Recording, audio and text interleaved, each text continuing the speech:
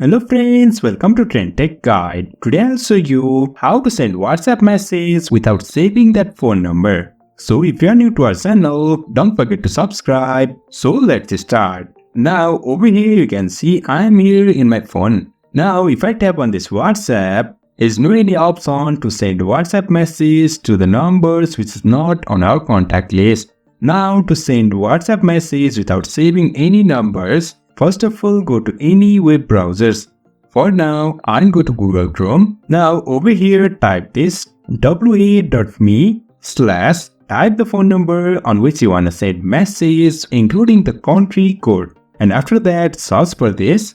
Then over here, you'll find this continue to chat. Tap on this. And now you can see over here, we can send message over here. Now I'll send hello. So in this way, we can send WhatsApp message without saving number. So if you find this helpful, don't forget to subscribe. Have a good time.